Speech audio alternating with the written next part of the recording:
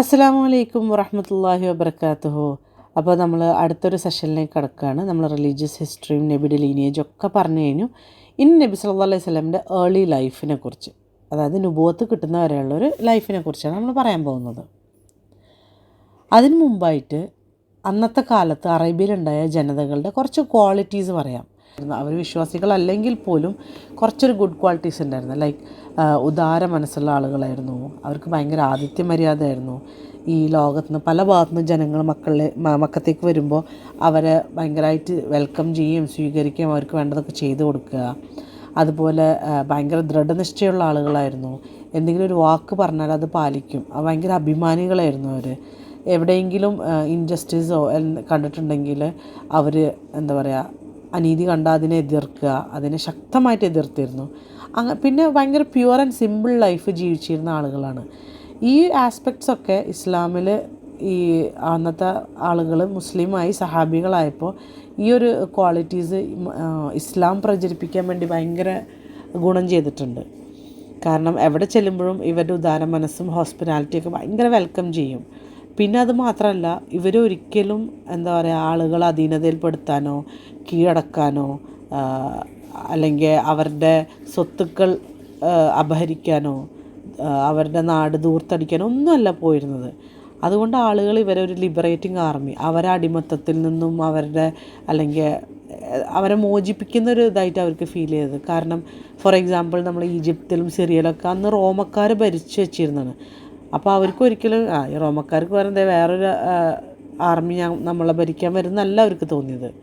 അവരെ ഫ്രീ ആക്കുന്നതാണ് തോന്നിയത്. കാരണം ഈ സഹാബികൾ ഒരിക്കലും അധികാരത്തിനോ പവറിനോ ഒന്നും ഒരു ആഗ്രഹം ഉണ്ടായിരുന്നില്ല അവർക്ക്. അവരവിടെ പോവും, ഇസ്ലാം മതം പ്രചരിപ്പിക്കും, അവിടുത്തെ ലോക്കൽ ആളുകളുടെ ലീഡർഷിപ്പിനെ ട്രെയിൻ ചെയ്യും, എന്നിട്ട് തിരിച്ച് അധികാരം അവരെ ഏൽപ്പിച്ചിട്ട് ഇവരവിടുന്ന് പോരും. അതായിരുന്നു. പക്ഷേ അന്നത്തെ കാലത്തുള്ള യൂറോപ്യൻ കൊളോണിയൽ നമ്മളൊക്കെ എടുത്തു നോക്കിയാൽ അറിയാം, അവർ മറ്റുള്ള രാജ്യങ്ങളിൽ പോവുക, അവരുടെ സ്വത്തുക്കൾ അപഹരിക്കുക, അങ്ങനെയുള്ളൊരു കാര്യങ്ങൾ. പക്ഷെ ഒരിക്കലും സഹാബികൾ അങ്ങനെയല്ല ചെയ്തിരുന്നത്. അവർ ഒരു വാക്ക് പറഞ്ഞാൽ നമുക്ക് വിശ്വസിക്കാം. നമുക്ക് ഒരുപാട് കഥകൾ ഹദീസിൽ തന്നെ ഉണ്ട്. മരിക്കേണ്ടി വരും പോലും ആ വാക്ക് പാലിക്കാൻ ശ്രമിച്ചിരുന്ന പോലെ. ഡീറ്റെയിൽ ആയിട്ട് ഇപ്പോൾ പറയുന്നില്ല. പക്ഷേ ഈ ക്വാളിറ്റീസ് പറഞ്ഞതെന്ന് വെച്ചാൽ അന്നത്തെ ആളുകളുടെ ക്വാളിറ്റീസാണ്. അപ്പോൾ ഇതിൽ കുറേ ക്വാളിറ്റീസ് നബി സല്ലല്ലാഹു അലൈഹി വസല്ലം ഉണ്ടായിരുന്നു. പിന്നെ അത് മാത്രമല്ല, ഈ ക്വാളിറ്റീസ് നമുക്ക് ദഅവക്ക് ഭയങ്കര ഇമ്പോർട്ടൻ്റ് ആയിട്ടുള്ളൊരു കാര്യമാണ്. അപ്പോൾ നബി സല്ലല്ലാഹു അലൈഹി വസല്ലമ ആ ഒരു ഏരിയയിൽ ഒരു നബി വരണം, അള്ളാഹുടെ മെസ്സേജ് വരണം, നമ്മൾ വെറുതെ ഇങ്ങനെ ഏതെങ്കിലും സ്ഥലം എടുക്കുക, മക്ക ചൂസ് ചെയ്യുക, അങ്ങനെ ചൂസ് ചെയ്തതല്ല. കറക്റ്റ് ഒരു ടൈം, ഏറ്റവും ഫിറ്റസ്റ്റ് ആയിട്ടുള്ളൊരു സ്ഥലം എടുത്തിട്ട് ഈ മെസ്സേജ് പാസ് ചെയ്തതാണ്. അപ്പോൾ അത് മാത്രമല്ല, അവർ ആ വാക്ക് പാലിക്കുകയും അല്ലെങ്കിൽ ആ ഒരു മെസ്സേജ് ക്യാരി ചെയ്യാൻ വേണ്ടിയിട്ട് അവരവരുടെ ജീവൻ തന്നെ ബലിയർപ്പിക്കുകയും സാക്രിഫൈസ് ചെയ്യുകയും ഒക്കെ ചെയ്തിട്ടുണ്ട്. നമ്മൾ ലാസ്റ്റ് സൂറത്തുൽ ഫീലിലെ സ്റ്റോറി പറഞ്ഞല്ലോ. അപ്പോൾ അതേ വർഷം തന്നെയാണ് നബി സല്ലല്ലാഹു അലൈഹി വസല്ലം ജനിക്കുന്നത്. അതായത് അബ്രഹ കഅബ തകർക്കാൻ വന്ന അള്ളാഹു അവരുടെ ആർമിനെ നശിപ്പിച്ച അതേ കൊല്ലാണ്, ആമിൽ ഫീലിലാണ് നബി സല്ലല്ലാഹു അലൈഹി വസല്ലം ജനിക്കുന്നത്. നബി സല്ലല്ലാഹു അലൈഹി വസല്ലമനെ പ്രഗ്നൻ്റ് ഉള്ളപ്പോൾ തന്നെ നബി സല്ലല്ലാഹു അലൈഹി വസല്ലമയുടെ ഉപ്പ ഒരു യാത്ര പോവുകയാണ് ഷാമിലേക്ക്. തിരിച്ചു വരുന്നതിന് മുമ്പ് തന്നെ അദ്ദേഹം മദീനയുടെ അടുത്ത് വെച്ചൊരു സ്ഥലത്ത് വെച്ച് മരണപ്പെടുകയും അവിടെ തന്നെ മറമാടപ്പെടുകയും ചെയ്തു. അപ്പോൾ നബി സല്ലല്ലാഹു അലൈഹി വസല്ലം ജനിക്കുന്നതിന് മുമ്പ് അദ്ദേഹത്തിൻ്റെ ഉപ്പ മരിച്ചു, നമുക്കറിയുന്ന കാര്യമാണ്. നബി സല്ലല്ലാഹു അലൈഹി വസല്ലമയുടെ ഉമ്മ ആമിന പറയുന്നുണ്ട്, നബി സല്ലല്ലാഹു അലൈഹി വസല്ലം ജനിക്കുമ്പോൾ ഒരു വെളിച്ചം സ്വന്തം ശരീരത്തിൽ നിന്ന് ഷാം വരെ പോകുന്നതായിട്ട് കണ്ടുവന്നു. അപ്പോൾ അതിൻ്റെ ഒരു ഇൻ്റർപ്രിട്ടേഷൻ എന്ന് വെച്ചാൽ മുഹമ്മദ് നബി സല്ലല്ലാഹു അലൈഹി വസല്ലം മെസ്സേജ് ഷാം വരെ അല്ലെങ്കിൽ ലോകം മുഴുവൻ എത്തും എന്നുള്ളതിൻ്റെ ഒരു ഇൻ്റർപ്രിട്ടേഷനാണ്. പിന്നെ നബി സല്ലല്ലാഹു അലൈഹി വസല്ലം അദ്ദേഹത്തിൻ്റെ ലീനിയേജിനെ കുറിച്ച് പറയുന്ന കുറച്ച് ഹദീസുകളുണ്ട്. അതിൽ മെയിനായിട്ട് പറയുന്ന ഒരു കാര്യം എന്താണെന്ന് വെച്ചാൽ, ഒന്ന് ഇമാം അഹ്മദ് നരേറ്റ് ചെയ്തൊരു ഹദീസിൽ പറയുന്നുണ്ട്, നബി സല്ലല്ലാഹു അലൈഹി വസല്ലം മരുഭൂമിയിൽ ഒരു പച്ചപ്പുള്ളൊരു മരം പോലെയായിരുന്നു. അതായത് അദ്ദേഹത്തിൻ്റെ ആ ഫുൾ ക്ലാനിൽ അദ്ദേഹമായിരുന്നു ഏറ്റവും നല്ലതായിട്ടുള്ളൊരു മനുഷ്യൻ. ഒരു വേറെ ക്വാളിറ്റീസ് ചീത്ത അതുകളോ ഒന്നുമില്ലാത്ത, ഈവൻ നമുക്കറിയാമല്ലോ, നുണ പോലും പറയാത്ത അത്രയും നല്ലൊരു മനുഷ്യനായിരുന്നു. പിന്നെ അതുപോലെ ഒരിക്കൽ മുഹമ്മദ് നബി സല്ലല്ലാഹു അലൈഹി വസല്ലം പറയുകയുണ്ടായി, അള്ളാഹു എന്നെ ഏറ്റവും ബെസ്റ്റായിട്ട് ഉണ്ടാക്കിയിട്ടുള്ളത്, അതായത് എല്ലാ ക്രിയേഷൻസിൽ നിന്ന് ബെസ്റ്റ് ഹ്യൂമൻ, ആ ഹ്യൂമൻ മാൻകൈൻഡിൽ ബെസ്റ്റ് ആയിട്ടുണ്ടാക്കിയത്. അതുപോലെ ഇസ്മായിൽ അലൈഹി സ്വലാമിൻ്റെ പരമ്പരയിൽ കിനാന ബെസ്റ്റ്, അതിൽ ബെസ്റ്റുള്ള ഗോത്രം, ശ്രേഷ്ഠമായ ഗോത്രം ഖുറൈഷ് ഗോത്രം. ആ ഖുറൈഷ് ഗോത്രത്തിൽ തന്നെ ഏറ്റവും ശ്രേഷ്ഠമായ ഒരു ക്ലാനായിരുന്നു മുഹമ്മദ് നബി സല്ലല്ലാഹു അലൈഹി വസല്ലമയുടെ ബനു ഹാഷിം ക്ലാൻ. ആ ക്ലാനിൽ വെച്ചിട്ട് ഏറ്റവും ബെസ്റ്റായിട്ടുള്ള മനുഷ്യനായിരുന്നു മുഹമ്മദ് നബി സല്ലല്ലാഹു അലൈഹി വസല്ലം. പിന്നെ ഒരു കാര്യം കൂടി പറയുന്നുണ്ട്, ആദം നബി അലൈഹിസ്സലാം മുതൽ അദ്ദേഹത്തിൻ്റെ ഉമ്മ ആമിന അബ്ദുള്ളയും വരെ കംപ്ലീറ്റ്ലി പ്യുവർ മാരേജിലൂടെയുള്ള പരമ്പരയാണ്. അല്ലാതെ ഒരിക്കലും ഒരു വ്യഭിചാരമോ അല്ലെങ്കിൽ വേറെ രീതിയിലോ ഒന്നും ആ പരമ്പരയിൽ കടന്നു വന്നിട്ടില്ല. കംപ്ലീറ്റ്ലി പ്യുവർ മാരേജാന്ന് പറയുന്നത്. കാരണം അന്നത്തെ കാലത്ത് ഇതൊക്കെ ഒരു സർവ്വസാധാരണയും പിന്നെ അടിമകളിൽ മക്കളുണ്ടാവും, അതൊക്കെ ഒരു നോർമൽ സംഭവമായിരുന്നു. പക്ഷെ അങ്ങനെ ഒന്നും ഇല്ലാത്തൊരു പ്യുവർ ലീനിയേജാണ് മുഹമ്മദ് നബി സല്ലല്ലാഹു അലൈഹി വസല്ലമയുടെ എന്നാണ് പറയുന്നത്. ഇനി നമുക്ക് ആ ഒരു ചരിത്രം തുടങ്ങുന്നതിന് മുമ്പ് ഒരു കാര്യം കൂടി പറയാനുള്ളത് നബി സല്ലല്ലാഹു അലൈഹി വസല്ലമയുടെ പേരുകളെ കുറിച്ചാണ്. മുഹമ്മദ്, അഹമ്മദ് ഇത് രണ്ടും ഏറ്റവും ഫേമസ് ആയിട്ടുള്ള പേരുകളാണ്. പക്ഷെ വേറെയും പേരുകളുണ്ട്. അപ്പോൾ ഈ പേര് നബി സല്ലല്ലാഹു അലൈഹി വസല്ലം ഇട്ടത് നബി സല്ലല്ലാഹു അലൈഹി വസല്ലമയുടെ വെല്ലിപ്പ അബ്ദുൽ മുത്തലിബാണ്. മുഹമ്മദ് എന്ന വാക്കിൻ്റെ അർത്ഥം എല്ലാ കാലത്തും സ്തുതിക്കപ്പെടുന്നവൻ, പ്രശംസിക്കപ്പെടുന്നവൻ എന്നുള്ളതാണ് അതിൻ്റെ അർത്ഥം. അതുപോലെ തന്നെ പ്രശംസ എന്താ പറയുക, ഡ്രോ ചെയ്യുന്ന, വലിച്ചെടുക്കുന്ന ഒരു ആളെന്നുള്ളത് കൂടി മുഹമ്മദിനുള്ള അർത്ഥമുണ്ട്. അപ്പോൾ നമ്മൾ മുഹമ്മദ് നബിയുടെ പേര് നോക്കുമ്പോൾ അത് കറക്റ്റാണ്. കാരണം നബി സല്ലല്ലാഹു അലൈഹി വസല്ലം പോലെ പ്രശംസിക്കപ്പെട്ട അല്ലെങ്കിൽ സ്തുതിക്കപ്പെട്ട വേറൊരു മനുഷ്യന് ഹിസ്റ്ററിയിൽ ഉണ്ടായിട്ടില്ല. കാരണം അതിൻ്റെ റൂട്ട് വേർഡ് ഹംദ് എന്നാണ്. നമ്മൾ അൽഹംദുലില്ലാ എന്ന് പറയുമ്പോൾ അള്ളാഹുവിന് സ്തുതി എന്നുള്ളതാണല്ലോ അതിൻ്റെ അർത്ഥം. അപ്പോൾ ആ സ്തുതി എന്നുള്ളതിനാണ്. പിന്നെ വേറൊരു കാര്യം എന്ന് വെച്ചാൽ അള്ളാഹുവിനെ ഇത്രമാത്രം സ്തുതിച്ച മനുഷ്യനും വേറെ ഉണ്ടായിട്ടുണ്ടാവില്ല. മുഹമ്മദ് നബി അള്ളാഹുവിനെ സ്തുതിച്ച പോലെ വേറൊരാളും ഈ ലോകത്ത് സ്തുതിച്ചിട്ടുണ്ടാവില്ല. അപ്പോൾ ഈ രണ്ട് മീനിങ്ങും കറക്റ്റായി. അതായത് ഏറ്റവും കൂടുതൽ സ്തുതിക്കുന്നവെന്നും സ്തുതിക്കപ്പെടുന്നവെന്നും രണ്ടും വന്ന്. പിന്നെ വേറെയും കുറച്ച് പേരുകളുണ്ട്. ഒന്ന് അൽ ഹാഷിർ. അൽ ഹാഷിർ എന്ന് പറഞ്ഞാൽ ഗ്യാദറർ, ആളുകളെ കൂട്ടുന്നവൻ എന്നുള്ള അർത്ഥമാണ്. അതായത് നമ്മളെല്ലാവരും മരിച്ചു കഴിയുമ്പോൾ ആദ്യം അള്ളാഹ് ഉയർത്തെഴുന്നേൽപ്പിക്കുന്നത് മുഹമ്മദ് നബി ആയിരിക്കും. അതിന് ശേഷമാണ് മനുഷ്യരെ അദ്ദേഹത്തിൻ്റെ പിന്നാലെ. അപ്പോൾ ഏറ്റവും ആദ്യം വരുന്നത് ബാക്കിയുള്ളവരെ അദ്ദേഹത്തിലേക്ക് ഗ്യാദർ ചെയ്യുന്ന പോലെയാണല്ലോ. അടുത്ത പേര് അൽ മുക്കഫി എന്നാണ്. അതായത് ഇത് സക്സസർ, പിൻഗാമി എന്നൊക്കെ. അതായത് നമ്മൾ നബിമാരുടെ പരമ്പര എടുത്താൽ ഏറ്റവും അവസാനത്തെ നബി, അതിന് ശേഷം വേറെ ആരുമില്ലല്ലോ. അപ്പോൾ ലാസ്റ്റത്തെ സക്സസർ അല്ലെങ്കിൽ പിൻപറ്റുന്നവൻ എന്നുള്ള അർത്ഥം അവിടെ. പിന്നെ അടുത്ത പേര് എന്താണെന്ന് വെച്ചാൽ അൽ മാഹി. അൽ മാഹി എന്ന് പറഞ്ഞാൽ ദ ഇറേസർ, മായ്ച്ച് കളയുന്നവൻ. അതായത് കുഫറിനെ മായ്ച്ച് ഇല്ലാതാക്കുന്നവൻ എന്നുള്ളതാണ് അതിൻ്റെ അർത്ഥം.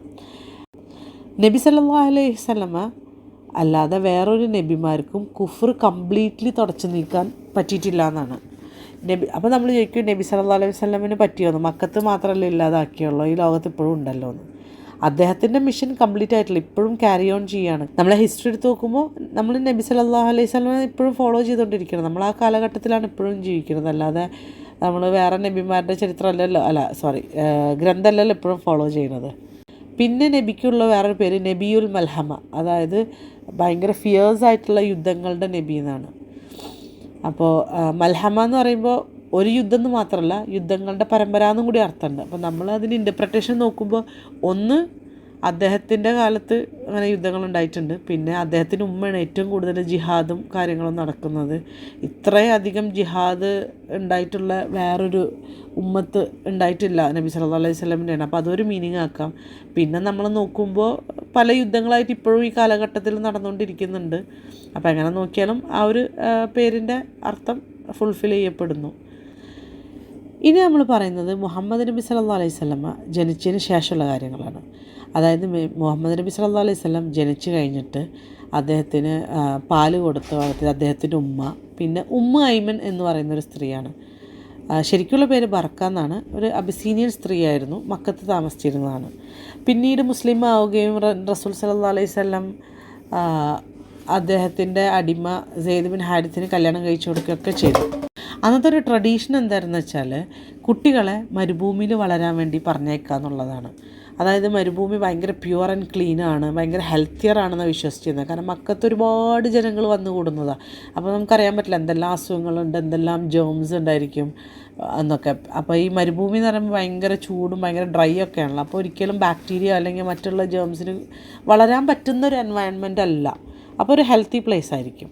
പിന്നെ അത് മാത്രമല്ല, മരുഭൂമിയിലത്തെ ഹാർഷ്നെസ്സിൽ ജീവിക്കുമ്പോൾ അവരെ ക്യാരക്ടറും സ്ട്രോങ് ആകും. ഈ കുട്ടികൾ സ്ട്രോങ്ങർ ആയിട്ട് വളരും എന്നുള്ളൊരു വിശ്വാസം ഉണ്ടായിരുന്നു അവർക്ക്. അപ്പോൾ അതുകൊണ്ട് അവരിങ്ങനെ പറഞ്ഞേക്കുമായിരുന്നു, പാല് കൊടുക്കാൻ വേറെ ആളുകളെ ഏൽപ്പിക്കും. ഈ മരുഭൂമിയിൽ ഇങ്ങനെ ജീവിക്കുന്ന ഈ ബെഡോയിൻസ് ഉണ്ടല്ലോ, അവരെ ഏൽപ്പിക്കും. അത് കഴിഞ്ഞിട്ട് അവർ തിരിച്ചു കൊണ്ടുവരും. അങ്ങനെ 2 വയസ്സിൽ തിരിച്ചു കൊണ്ടുവരും. അതായിരുന്നു. അങ്ങനെ നബി സല്ലല്ലാഹു അലൈഹി വസല്ലമയുടെ കാര്യത്തിലും അത് നടന്നു. ബനു സഅദ് ഗോത്രത്തിലെ ഹലീമ എന്ന് പറയുന്ന പെണ്ണാണ് നബി സല്ലല്ലാഹു അലൈഹി വസല്ലമന് പാല് കൂട്ടി വളർത്തത്. അപ്പോൾ ഹലീമ സഅദിയ നമുക്ക് ഈ കഥ പറഞ്ഞു തരുന്നുണ്ട്. ഹലീമ റളിയല്ലാഹു പറഞ്ഞതെന്ന് വെച്ചാൽ, കൂട്ടുകാരെ കൂടെ മക്കത്തേക്ക് വരികയാണ് കുട്ടികളെ കൊണ്ടുപോകാൻ വേണ്ടിയിട്ട്. അതിനവർക്ക് പൈസ കിട്ടുകയും ചെയ്യും. പക്ഷേ അന്നത്തെ പൈസ എന്ന് പറഞ്ഞു കഴിഞ്ഞാൽ നേരത്തെ മുൻകൂട്ടി ഇത്ര പൈസ എന്ന് പറഞ്ഞു വെച്ചിട്ടല്ല കൊടുക്കുന്നത്. ഇവർ കൊണ്ടുപോകും, കുട്ടികളെ നേഴ്സ് ചെയ്യും, എന്നിട്ട് തിരിച്ച് കൊണ്ടുവന്ന് കൊടുക്കുമ്പോൾ അവരെന്തെങ്കിലും കൊടുക്കും. അപ്പോൾ ഇവർ എന്താ പറയുക, നല്ല കുടുംബത്തിൽ നിന്ന് അല്ലെങ്കിൽ നോക്കിയൊക്കെ എടുക്കും. അപ്പോൾ ഈ ഹലീമ സാദിയ മക്കയിലേക്ക് വന്നിട്ട് ആ ഒരു സമയത്ത് ഭയങ്കര ഒരു ഭക്ഷണത്തിന് ക്ഷാമം ഉണ്ടായ ഒരു സമയമാണെന്ന് പറഞ്ഞത്. അതുകൊണ്ട് അവർ ഭയങ്കര പൂവറായിരുന്നു ആ സമയത്ത്. അപ്പോൾ ഫ്രണ്ട്സും കൂടിയിട്ട് ഇങ്ങനെ സെർച്ച് ചെയ്ത് ഇങ്ങനെ നടക്കണം ഏത് കുട്ടീനെയാണ് കിട്ടുക എന്നുള്ളത്. അപ്പോൾ മുഹമ്മദ് നബി സല്ലല്ലാഹു അലൈഹി വസല്ലമിന് എല്ലാവർക്കും പ്രസൻറ്റ് ചെയ്യപ്പെട്ടു. പക്ഷേ ആരും അക്സെപ്റ്റ് ചെയ്തില്ല. അതിന് കാരണം എന്താണെന്ന് വെച്ചാൽ, മുഹമ്മദ് നബി സല്ലല്ലാഹു അലൈഹി വസല്ലമിന് ഉപ്പയില്ലല്ലോ.